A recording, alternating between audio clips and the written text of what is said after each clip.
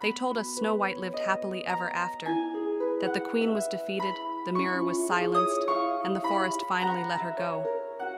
But fairy tales are careful with their endings. They tell us who survived, never what it cost.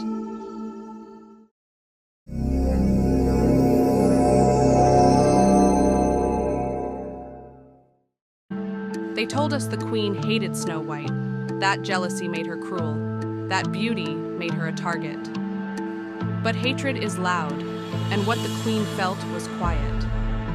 She watched Snow White grow the way one watches a flame, not to destroy it, but to keep it from spreading. Because love, when it turns possessive, doesn't ask what you want.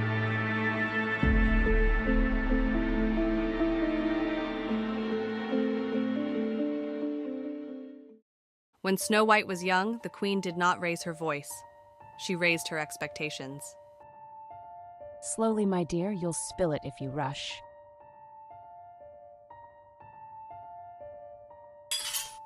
You've done.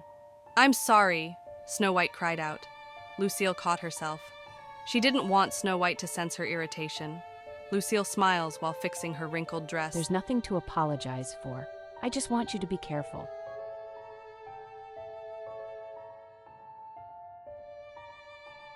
Joy was a thing that shouldn't be managed. Lucille, lighten up. Children make mistakes. Lucille smiled then. She even laughed. She knelt to help clean the mess Snow White had made. Once, that would have been the end of it. Once, Lucille had been patient, caring, understanding. But as she wiped the floor, something in her gaze lingered. Not on the spill, but on the child who caused it. It wasn't anger. It was calculation. From that moment on, Lucille did not ask how Snow White felt. She began to decide what Snow White needed.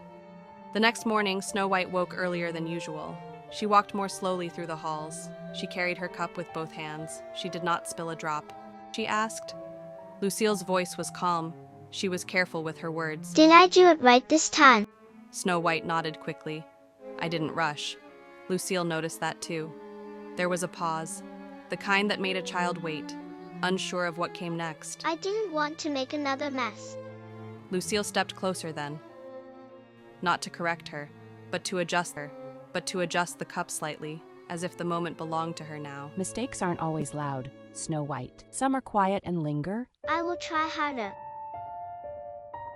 You won't need to try. You'll learn. Later that evening, the castle gathered again. Dinner had ended. Candles were lit lower now. Wine glasses rested untouched as laughter lingered in the air. Snow White stood near the center of the room, hands folded neatly at her waist. She didn't mean to sing. It began as a hum, but the room grew still. Her voice carried without effort.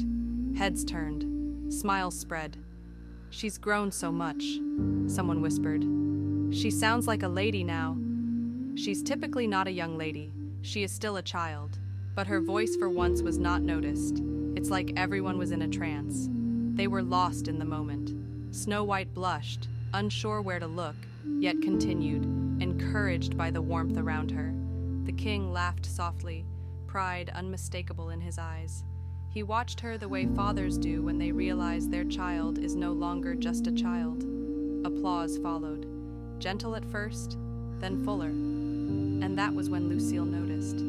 Not the song, the attention. She smiled, of course. She always did. But her gaze lingered. Not on Snow White's voice, not on her confidence. On the way, the room leaned toward her. Lucille offered a compliment. Such a lovely voice. Natural talent is such a rare thing. The room laughed politely. The king glanced at her then, just briefly. He said nothing.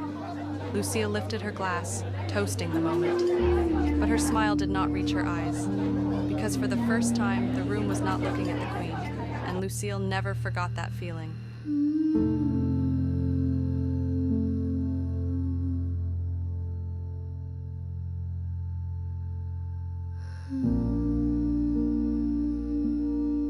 The king did not raise his voice. He did not shout. He did not accuse. He stood at the balcony, overlooking the courtyard below, a place that, only moments before, had been crowded with guests enjoying the night. unaware of how quickly joy can fade. "The guests seemed taken with Snow White tonight," he said. She has a way of drawing admiration. She did well this evening. The queen smiled, but it arrived a moment too late. Dinner had ended, but the queen's words had not. She had always been admired more than she deserves. That was when the king finally understood. This was not concern. This was not protection. This was jealousy. Cold, patient, and well-fed. He looked at the woman across from him, the woman he had crowned, the woman he had trusted. And for the first time, the thought arrived uninvited. Who did I marry? Did she ever love the girl at all? Or had love always been a costume, worn only until envy found its voice? Night settled over the castle slowly, the way it always did.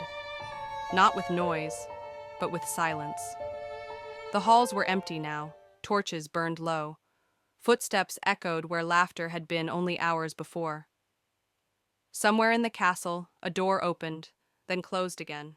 No one saw her walk the corridors. No guards stopped her, no servants stirred. She moved as if the castle already knew her intentions.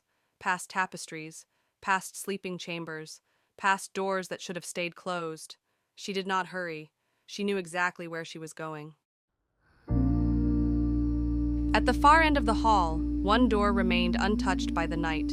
Inside, Snow White slept peacefully, unaware. The fire had burned low. The room was still, and yet someone stood just beyond the threshold, watching.